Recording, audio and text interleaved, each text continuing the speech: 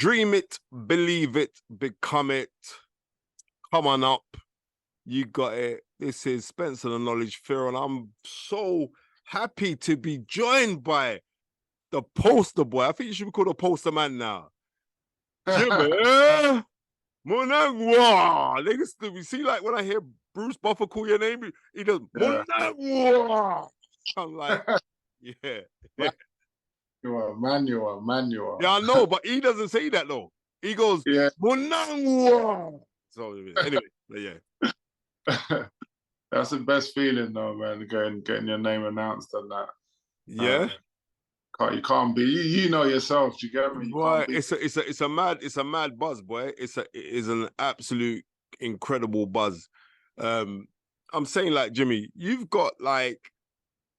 had a really, really good MMA career, ranked in the top 5 of the world, and like people are still calling your name now.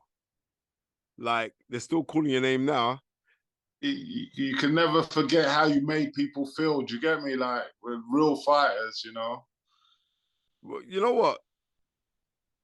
I'm surprised that you didn't go into boxing, because there is this MMA crossover right now, and a lot of you MMA guys look at boxing as limited fighting. And I am very, very surprised that you haven't gone into professional boxing, because you can actually box, my friend. I know, thanks, man. It's great for you to recognize that and that. But, you know, I kind of tried to towards the end of my career. I called out David Haye, and after my knockout of Corey Anderson, and like he kind of wanted it. It's like, I don't know what's wrong with these boxers. I don't know why they don't want. They might see me as a threat or something. They don't want like an MMA guy to beat them or something like. But he half wanted it, but I think he had his rematch with Tony Bellew. Then he lost, and then like his career kind of like went down, and then it kind of fizzled out. But I called out David Haye before, and like I actually wanted to do some boxing, and I still do want to do some boxing, you know.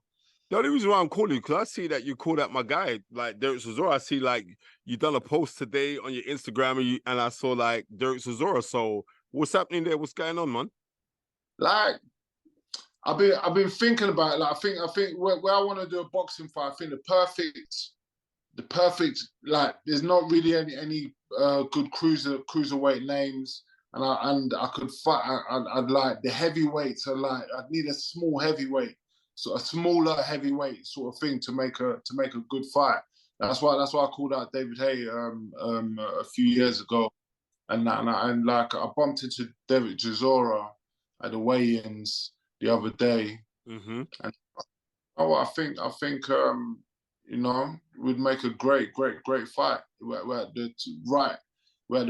think it's the right time in both our careers and stuff, and it will make a great crossover fight. You think so? Yeah. So 100%. Would you want that? You'd want that in a boxing ring, right? 100%. Like, he would never do MMA. Like when it comes to boxing, the crossover thing, I don't think any boxer would do MMA. Why should they, when boxing in comparison to MMA is actually limited fighting, because we're only using our hands? Yeah, exactly. You guys use elbows, knees, kicks, back of the all this. Nah, bro. Judo, we got judo, trips. Yeah, wrestling, like everything's in there. But you know, that's our style and that. But like, I don't think a boxer would ever do an MMA fight. It's more the other way around. So I'm definitely up. I'm definitely up for it. So if you had a message to send to Derek, so remember, Derek's my guy. Don't get twisted. I worked with Derek. I was fortunate enough to work with Derek for his Tyson Fury challenge for his world title. If you had a message to send to Derek Chisora, right, what would it be, Jimmy? It would be, Derek, your name is War. Yeah, you're known as a warmonger and everything. So am I. We'll give this British public an outstanding fight and everything, and he will be sleeping at the end of it. Who will be sleeping? Derek will be on the floor. Would at you the knock end of out? You're saying that you'd knock out Derek Chisora? no, I'd knock him out. I'd knock him out. There's no other way I see this fight going, and that, and like that's just my feeling, and that's my knowledge, you know. Okay, because Eddie Hearn recently said that Derek could possibly be on the undercard of AJ versus Dylan White. Could possibly be Yeah, on it. Like that's yeah, 4 weeks away. Today is 4 weeks away. yeah, Could you see yeah. yourself being ready in 4 weeks if that was proposed to you?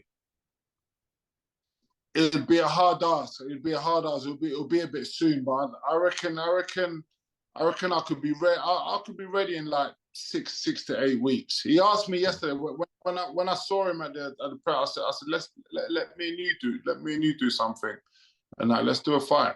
And he said, oh, when will I be ready? And I said a couple of months, which is 8 weeks, you know. So Mm-hmm. you know, he didn't seem like he wanted to. I asked him to his face and everything, let's do one, do you get me? And he didn't seem like he really kind of wanted to, but that's why I put out the post, like to call him out, you know. Okay. Interesting to say the least.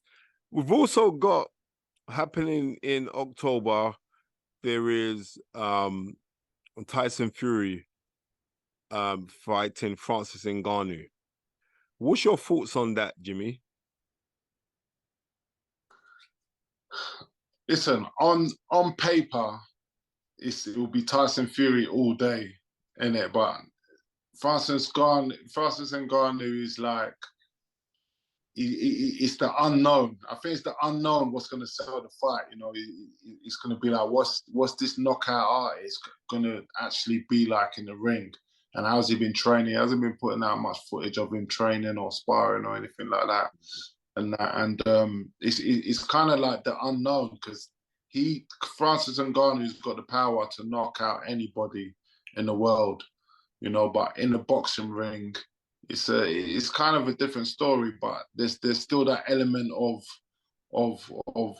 danger, you know. And I don't know, man. Like on paper, definitely Tyson Fury all day, but there's still that element of the unknown, you know. Because there's massive backlash from the boxing community. And what I'm saying is this: I think it's a great move for Tyson Fury. I don't think it's actually a great move for boxing because what the boxing fan really want to see is Tyson Fury up against Usyk, and for some strange reason that fight isn't happening. So boxing's a mess, man. Boxing's a mess, and like that's why I'm coming into this mess. You know, you get me? Because like anything can happen. Anyone can fight anyone. Do you get me? If I go out and knock out Chisora and everything, I'm gonna call out Anthony Joshua or something. Do you get me? I swear, but you know, like the best doesn't fight the best in boxing. The best doesn't fight. That's why in UFC or whatever, there's no warm-up fights or tune-up fights. So once you're in the top 10, that you're there and you're fighting the best in the world. There's no easy fights, even in UFC when you first get in, you know. And like that's what boxing needs to be like: the best fighting the best. okay. So how do you see Ngannou and Tyson Fury going?